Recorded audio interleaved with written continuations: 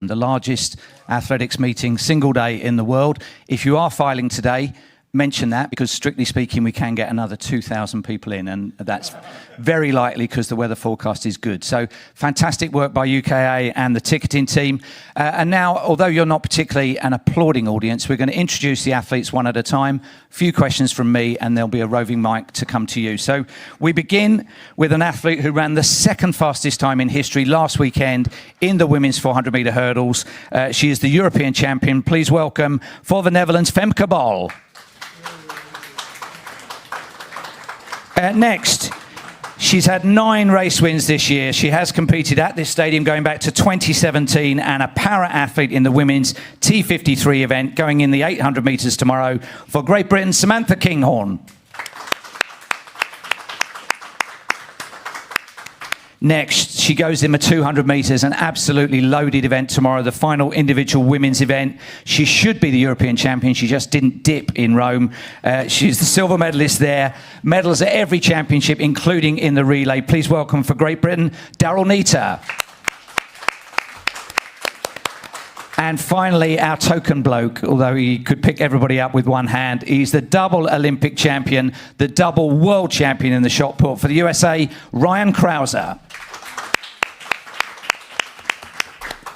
And I'm going to sit here so that the eye line is facing forward and not to one side for the print journalist. So Femke, for you, you're a second quicker than anybody else in the field tomorrow. Winning won't be enough. What are you hoping for as your final send-off to Paris? I mean, I really love London Diamond League. Last year was my first time. It was a dream come true. And today, walking out into the stadium on the track is just an amazing track. So I really hope to put up a good race again, to show my form, to see what I did last week and see if I can open up fast again and maybe finish a bit stronger. So I'm just really excited to be out here, have one last test before the Paris. And of course, it's a great field still, so it will be exciting. Is it fair to say that you're in the form of your life? Yeah, I think so. Yeah, I'm really happy. I mean, training is going well, and now competition has also been going great. So I haven't felt stronger before. So that's a great feeling going into the Olympics.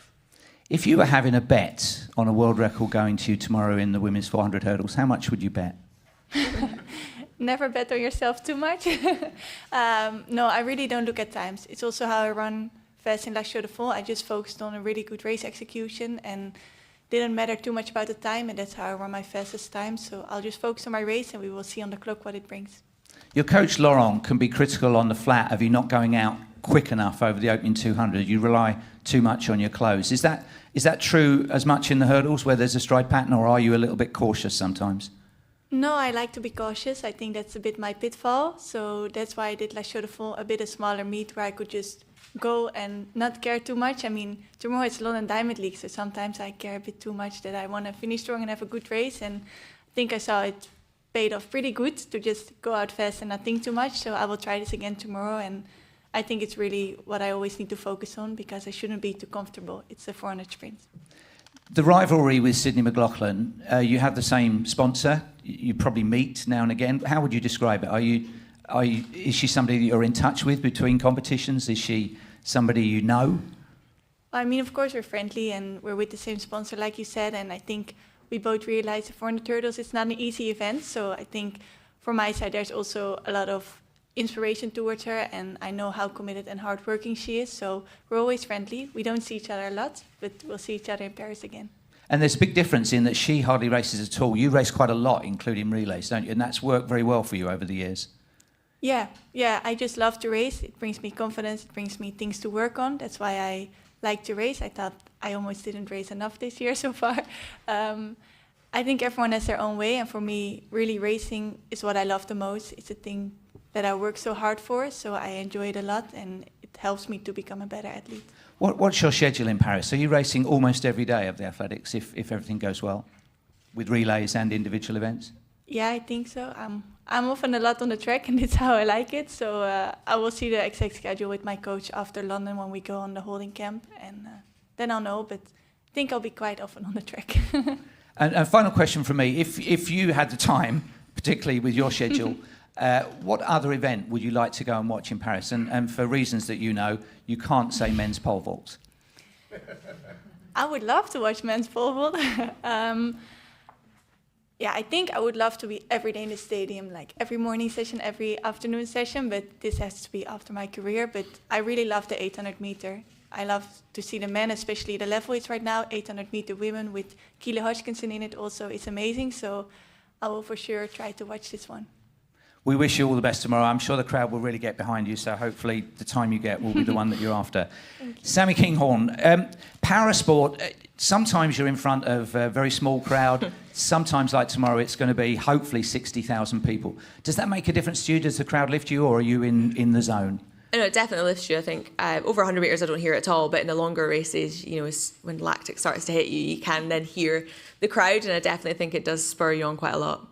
And you sometimes reluctantly have to move away from your favourite distance. So Commonwealth Games, you've had to do the marathon because that's all that's been available in your category. What's your favourite and your best distance, and what do you think in the future will be your best distance? Just now, I think my best distance is 100 metres. Yeah, 100, 400. I'm kind of learning the tactics of the 400. I think in the long run, I'll probably step up, as most wheelchair athletes do, probably step up into the marathons, but I'll definitely stick into track just for now. When we were talking outside just now, you said that in the events that are beyond lanes, 800 metres and beyond, you've never crashed, but you said women don't crash. See They're if you've always the jinxed men. that. See if I crash tomorrow. Oh my God. That is on you. You won't. You won't. I've never been in a crash on the track. I think the men crash a lot more because I think they're obviously going at higher speeds. Some of them are going 24, 25 mile an hour around that track. And it's a fantastic boost for parasport. You've got a little bit longer till your games at the end of August, but 5 Paralympic events here tomorrow. So it really does raise the profile of your part of the sport. Yeah, it's incredibly important. Obviously, it's harder for a para-athlete to get sponsors because we're not seen, you know, so the chance to actually race at a Diamond League in front of that many thousands of people, and hopefully on the telly as well, kind of just, opens people's eyes. And Channel 4 do a good job with their promotion of the Paralympics and also the documentary on para-athletes leading into the Games. Yeah, I think we're really lucky about that. I feel like when I first started parasport in 2012, I was so lucky. I feel like I came in at a really good time where there was a lot of buzz and it was going up and up. Whereas I imagine before then it was really, really difficult. If you could go and watch any other para or Olympic event other than your own, which would you choose to watch? I think para-wise, I'd probably go and see rowing or something like that. I really like being outside, so I just feel like that would be a fun one to go and watch. And Olympic side, I think gymnastics. That was something I'd done as a child, so I'd definitely love to watch that at Olympic level. Good luck to you tomorrow. Daryll Neita, now, I said I was going to ask you this. In the first few days of the Games, you're very individual. You would kill the opposition, including Dina. You know, she is the enemy. And then suddenly, day 8 or 9, you have to become best buddies. She's my bestie. I'm handing the baton on to her. How does that work, that rivalry that becomes a team? I mean, it's a very interesting dynamic that we have, being sprinters. We're racing each other week in, week out, and yet we want to destroy each other. We're not friends like during the year. But then it comes to the end of the championships and we're in a relay and we have to get the job done. You know, we have to come together as a team. But I feel like we're very professional and we're able to race each other and want to be the best. But also when it comes to being a team and working together, we want to get the job done, and we have a great dynamic in our relay team. So I think it's been many years of that kind of dynamic and that practice, but I think it's just on the track as a team, we know how to work together, but in separate lanes against each other, it's a different story. And how special is it competing here? It's not the first time you've been here, obviously, but you live closest to the stadium. Yeah. Very, very special to be a home athlete getting a send-off for the Olympics in front of a full house here. It's so special for me. You know, I'm from 20 minutes away from here, so this is my favourite track in the world. It's my most local track, and to just be running in front of a home crowd just before the Olympic Games is really special because I know it will just be a great send-off. The crowd's always amazing at the London Diamond League and just gives you the best push you need on that track, but super special, and I can't wait for tomorrow. It is a hell of a lineup. I mean, you're the 5th fastest only on season's best. What are your thoughts on it? Tomorrow is going to be an amazing race, and I think it's a great preparation going into the Olympic Games. It's absolute fire, it's stacked. And for me, it's just about executing my race and doing what I know I can do and, producing a good race tomorrow. I don't suppose I was the only person watching Rome, although I was alongside the line, who said dip as you got to the line. Have you had a lot of grief from different people since? I think I had a lot of grief from the whole world, messing up that final. And for me, it was so painful. I went into that championships doing the 200 metres, clear favourite, to win, and to come out of that championship not with that gold. Yes, silver is a great achievement, but it was a letdown for me. And yeah, it took me a while to get over that. I was down for a minute, I'm not going to lie. But I needed that moment. It wasn't the Olympic Games. It wasn't the most major competition of the year. And actually, it just gave me so much time to reflect, dig really deep and make sure I get this right going into the summer. So although in that moment it was just a horrible moment for me, I think it was a blessing in disguise, because the rocket it put up my behind, I needed it. And just a quick word about your training arrangement. You're now based in Padua in Italy. On the face of it, that's worked out really well for you. Yes. Was it smooth throughout? It's been great training with Marco in Italy. The group's doing amazing. It's not too far from home. I'm a home girl, so it's nice to be, an hour and a half flight away from here, home. But yeah, Italy's a great place. The culture's amazing. The people are great. I've been welcomed so well there. Marco, my coach, is doing an amazing job. As you can see, our group we're doing great. And yeah, it's just about trusting the process and heading into this Olympic Games, knowing that I've got a great team, great support network behind me, and giving it my all. Can you speak Italian? Buongiorno. Can you Un poco? talk about which other Olympic event in Italian you would like to go and see other than your own? Absolutely not. I can't do that in Italian, but I would love to see the skateboarding. Yeah, we have Lola in that event, and I think she's going to smash it. Very good. Ryan Crouser, the token bloke on the end. If you were going down the betting shop to bet on a world record for yourself tomorrow, given that the shot is right alongside the finish line in the home straight, how much would you bet? Yeah, I'd put a little money down just for fun, make it interesting. But no, I feel good. This year has been limited, but I'm rounding into shape.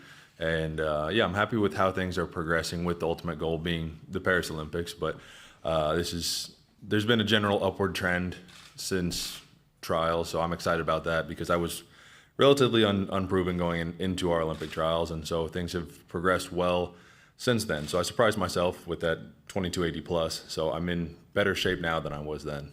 The first half of the year was a whole sequence of setbacks and injuries for you, wasn't it? What's the current status and how was all that? Yeah, so it has been a frustrating year, to say the least. I mean, as an athlete, you dream about your preparation for the Olympics going perfectly, all the work that's going to go in, all the work that's going to pay off. And I probably did a little bit of overtraining. I mean, I write my own programs, I am my own coach. And at 31, I probably didn't want to admit that I have to slow things down a little bit from when I was 25 or 6. And so a bit of it is, well, all of it's on me because I'm not my own coach. I can't blame him for anything. But yeah, it's been a learning process. And so, yeah, I did well early in the year with the World Indoor Champs win. And then from there, injured the elbow at Indoor Worlds, aggravated the ulnar nerve. In Glasgow? Yep.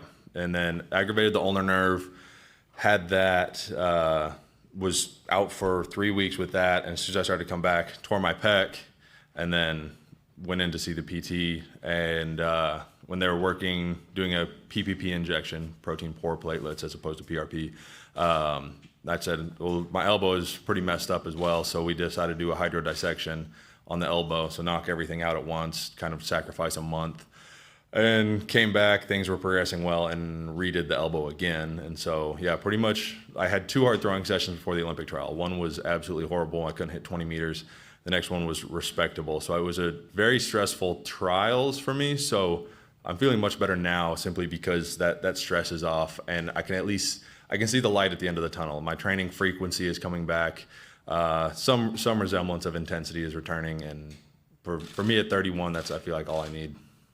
And throwers tend to split into 2 camps. There's those that throw long in training and just have to somehow replicate that in competition. And there's others that only respond to the stimulus of competition. Which type of thrower are you? Yeah, I've been both. When I was younger, I was the train far in practice and struggled to do it in the meets. And I've been pretty open. Or in my early half of my career, I had 6 meets where I would have bet everything that I was going to get the world record, and I didn't, because I was throwing consistently over it in training. I knew it was there. I get in the meet and get a little bit tight and come up short, because you get that little bit of tension, you don't hit those positions, you lose fluidity, and it costs you a lot of distance. And now in my 30s, there's been a bit of a change. I don't throw as far in training, which I actually prefer, simply because the feeling of training at a certain level and walking into the meet knowing it's going to be better than what I'm seeing in training is a confidence boost, as opposed to that feeling of like, I know I can do it, I hope it doesn't fall apart. You kind of know where the ceiling is, and you're just hoping to match that ceiling. Now I know where the floor is, and I don't know how high I can go. And if you were to throw a world record tomorrow, what part would the crowd need to play in that? What round do you tend to throw longest?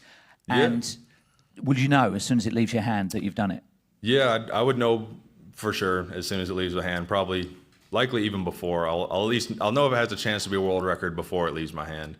There's kind of 3 stages of the throw. As I turn and enter, that's where the biggest mistakes are made. From there, as you're entering into the direction of the throw, kind of that sprint phase, that's the don't mess it up part of the throw. You'll get in a good position, and then you'll say, oh, there it is, and get tight. And then the last third is just don't think. It's just pure reactive. So if I can make it through the don't mess it up phase, I'll know it's going to be pretty good. And I expect tomorrow to be a very good competition. Myself, coming into shape, Joe Kovacs has been in exceptional shape, as well as Fabry is. So it's going to be, I think, a later rounds type of throwing to kind of jostle for position, I would expect. So the louder the crowd is for us, the farther we throw. The more intensity, the more focus, the more noise, the farther the throws. So I'm looking forward to an electric crowd of sold out 60K tomorrow. Do you have a choice of music? We have people that can influence these things. What would you like played as you come in for final 3? That's a good one. I'll go with classic rock. I feel like that's a good crossover. I don't know how well the UK crowd responds to country music. But no Taylor Swift. I'm up for anything. Which ticket would you like to have for other events at the Olympics? So for me, I'm split because I'm coaching Roger Stona, who's competing in the discus. I've been the volunteer throws coach at Arkansas, and so I've coached him this past year. So I have a personal interest in that. In terms of sports, I'd like to watch the men's basketball team. Simply, Team USA this year has just a number of generational athletes that this will most likely be their last games. And so they're athletes that I grew up watching. So I would love to watch LeBron James, Curry, Kevin Durant kind of play. Not that it's all their last hurrah, but it's like the last time we'll see them all playing on Team USA together. Just a quick postscript. You can sprint, can't you? You probably wouldn't give Daryll a close contest, but maybe over 30 metres? Yeah, and 20. You did play basketball yourself? Yeah, I'd bet on myself through 20 for sure. Wow. I'll give that a go. Big chat. We will see it one day. Okay, thank you very much to all of you. Questions from you. The microphones are either side. Just say who you are, where you're from, and then your question. So who wants to go first? Henry Robson, freelance. Daryll, quick question for you. I was speaking with Zarnell Hughes, your teammate, fellow sprinter, last week, and I was asking about his training plan, and he said sleep and hydration. Can you elaborate on that, and if you agree with him? That is honestly the same. Eat, sleep, train. It's a cycle, you know. It's especially being this close to the games, it's all about sleeping, being well recovered, making sure you're hydrated, and making sure your body's ready to perform. There's not any time for anything else right now, but just being sharp and ready to give your body the best chance it's got. And just a quick one on your training plan. Do you taper down like a marathon runner would ahead of a marathon, or are you not too sure about the marathon side of things? But for me and my training plan, I'm pretty sure it's all down to my coach, to be honest. He's so many pieces of paper and plans and things going on, and I'm able to just have a really clear mind and not overthink about what's going on. But I'm sure I'm coming into a great phase of training now, which is just meaning that I'm as fast as I can be. And yeah, my coach is trusting the process. Thank you. Who's next? Question for Femke. My name's Nicole Jeffrey, freelance. Femke, do you think that you would be running as fast if Sydney was not there with you as a competitor? Do you think she has lifted you to a level above where you maybe thought you could go? Yeah, for sure. I mean, I think that Leila started it when she started to run 52 low, and we saw the world record was being broken, and then by half a second. And in all honesty, I think a couple of years ago, if you would have told me people would be running 50 with hurdles, I wouldn't have believed it. And now I'm one of them doing it. So I think it's really inspirational and motivational how she's racing and seeing how much she's raising the bar. Because the moment you see someone do it, even though she's a really exceptional athlete, there is something in your head that thinks, okay, maybe I can also do it. So that's for sure pushed me to become better and also to dream bigger, I think, on the 400 hurdles. Anyone else? Yes.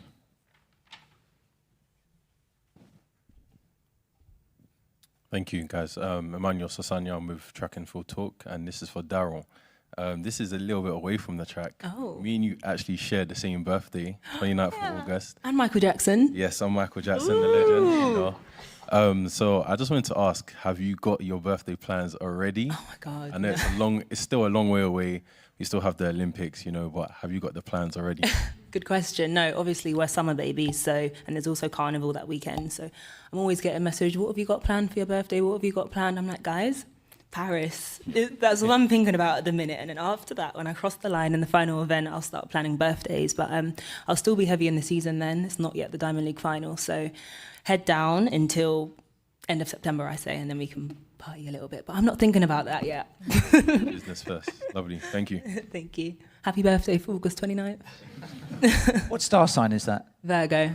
Yeah. Anyone else? A question for Daryll. Tim Adams, AW. Daryll, I mean, to have an Olympic Games in Paris, I think it's about a 2.5-hour Eurostar journey away. Is it going to feel like a home Olympics to an extent? Yeah, it's amazing. You know, the last Olympics being in Tokyo and we weren't able to have the crowds due to COVID. We didn't have any family, friends and anything like that. This time, it feels like home away from home. Everyone can jump on the train. It's just so much closer to home and it's really giving it that sense of, do you know, that closeness, which just makes it a lot more intimate, knowing that you've got your friends, family there to support you. I know we'll have a big British support in the crowd as well because people will make the effort to come. So it's just giving me that exciting feeling and just knowing that, I'm really excited.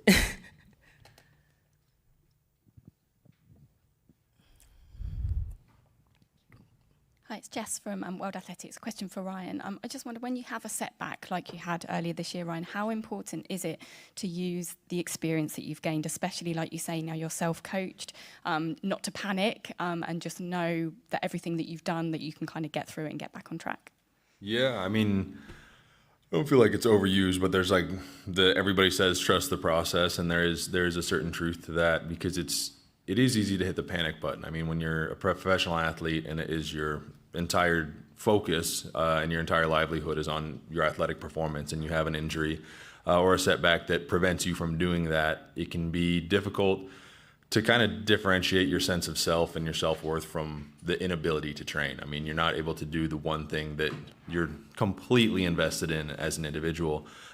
So having the support system there to kind of like remind you who you are and that you're not just somebody who's an athlete, and then just being quantitative in my analysis and being reasonable. I mean, you want to go and say, it's the Olympics, I need to be in world record shape, but when you're unable to throw, that's unrealistic. And so measuring my progress coming back from what felt like nearly ground zero was not optimal, but it takes a certain mindset to realize like I am progressing, I am moving in the right direction, not as fast as I might want, and I'm not where I want to be, but progress is progress, and taking that as the small win that it is. Any more? Nicole. Ryan, obviously third Olympics for you. Can you compare where you're at as an athlete now with where you were going into Tokyo and into Rio? Yeah, I'd like to think that I've grown a lot as an individual and as an athlete.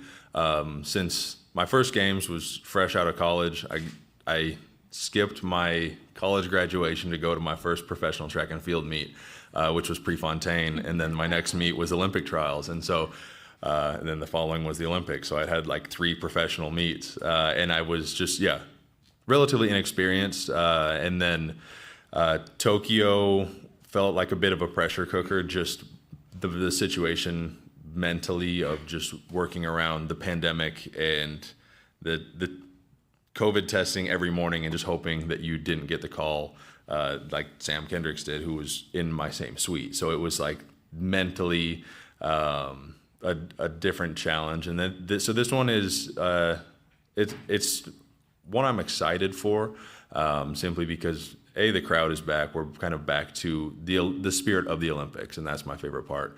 And I feel like I'm old enough to appreciate it now. I can see not the writing on the wall, but I'm old enough to know that like I won't be doing this forever. And so it gives me a moment to stop and appreciate the opportunities that I've had and the opportunities that I will have. And most of all, for me, I'm excited to have a return to normal Olympics. The coming together around sport is something that's so special that every 4 years the world comes together and puts aside our differences. And I feel like we missed that in Tokyo with not having the fans and the athletes relatively separated and everyone just in this ball of stress that Tokyo was. And so I'm excited to see, that Olympic spirit return. Were your family crossed that they didn't get a graduation photo out of you? Oh, my mom was very upset because she had, I didn't want to go to my undergrad graduation because it's an all-day affair and to watch me walk across the stage. I was like, and so I skipped it because I told her the next year I'm getting my master's. It's like 60 people in my class. It'll be much more prestigious. I skipped my undergrad because it's like, we have one in 11 months. We don't need 2 graduations within a calendar So your year. mother has never seen you graduate? Yeah, she was upset about that. Any more questions? Yes, over there. Hi, question for Sammi. We've talked about London 2012 as sometimes, what the Paralympics kind of should be. Obviously, that was quite a long time ago. And I'm just wondering, this summer, do you think that we finally have the chance to maybe surpass that, to make it bigger and better and make this be the best Paralympics yet? Yeah, I'm hopeful. So I started in 2012, and my mum taking me down to watch London 2012, and then I was sitting in that stadium. And then I think I kind of thought, this is what they're all going to be like. And then I went to Rio, and they tried to sort of do full stadiums. But I could still hear my dad clearly, so it wasn't that full. And then obviously Tokyo was just actually really sad. I remember they had like fake applause, and I remember just thinking, that's worse. I think I'd prefer no applause. So I'm hopeful that, Paris will give us a good show. I'm hoping, obviously, these guys will inspire all the public to then want to come see it again, and they'll come watch us, and that'd be incredible. I've got about 35 people coming, so I feel like I'll have my own little stand anyways. Best of luck. Thank you. Yes, got time for a couple more over this side.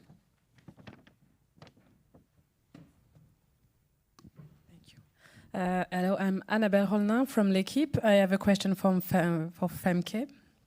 How did you recover from your race in La Chaux-de-Fonds? And what did your coach Laurent said about your race? I had a travel day back, and then my coach put me straight back to training because I think he didn't want me to relax too much. No, I think he was happy. He was happy I put myself out on a fast first 200. He knows I always like to keep a bit something for the end, and he saw I really didn't, and I ran with my heart, so we were happy about it. I mean, the first time you go out so fast, you always die a bit more than usual, but I think in general we were really happy. He was happy.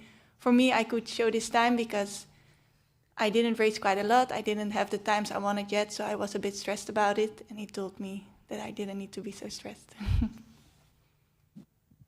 I think in front with the microphone, if that's okay. Thank you. Hi, one for Sammi. Dave Bromwich from The Sun. You've spoken in the past about how competing and performing in these arenas has helped your sort of family come to terms in the aftermath of your accident. You've said you've got a big entourage going to Paris. How proud are your parents going to be in watching you there? Oh, incredibly proud, yeah. Obviously, with my accident, my dad was involved as well, so I'm never going to be able to take that fully away from him. But I think when he sees me doing something that I genuinely love, that true, proper smile at the end of a race, just me, I feel like I just can't believe I'm doing it. And I think my dad, both my parents are just incredibly proud. And I think the travel around everywhere, they've definitely got no pension, because I think they've spent all their money following me around the world, bless them. But it's an incredible. That's why I found it so hard in Tokyo, I think, because I finished and won my first Paralympic medal, and you look up into the stand and it was just a bit like, right, there's nobody here to celebrate. So this year, hopefully, I can come back with another medal and actually celebrate with my friends and family in the crowds. Great, thank you. Honour of the last question goes to Tim Adams. Did you have your hand up, or am I putting you on the spot? Thanks, Jeff. Sammi, just on that, you won gold medals in this stadium at the World Championships, I think, back in 2017. Can you remind us of that feeling, of what that was like? Because the crowds then were also so big, and that World Championships, it put para sports on an equal footing, didn't it, to kind of the main championships as well? Yeah, I think we're a lot closer as well to the able-bodied. I think it kind of flew one into the other, so that was really cool. I feel like that was a mad experience. It was so exciting in 2017 because I'd watched 2012 and the track's so incredibly fast for us. It's amazing. I remember coming out the bend of that top of the 200 and thinking, we've got a little GPS that tells us the speed. So I remember looking down and being like, God, I'm going fast. I'm really going fast. And that was really exciting. So incredible memories. Yeah, amazing memories. Even just coming around here today and I'm like, I remember seeing everyone watching us warm up, and it's just, it's very nostalgic, this track, and I'm excited to go fast tomorrow. We've got a really good lineup tomorrow. I've got Leah from Belgium. And she just broke the world record over 400. So I think currently she's about a second and a half faster than me over 400. So it's going to be a tough chase down, but it'll be quite exciting. I think your Power of 10 profile is slightly unusual because 2017 you've got World Championships and Scottish Schools Championships, haven't you? I think I just raced anywhere that would have me that year. I was just like, I think I was still so excited by racing, so I raced every weekend, all around, wherever anyone gave me a chance. Good luck to you. Good luck to all four of you. Thank you very much for your attendance here today. We'll see you at a sold-out stadium tomorrow. Thank you.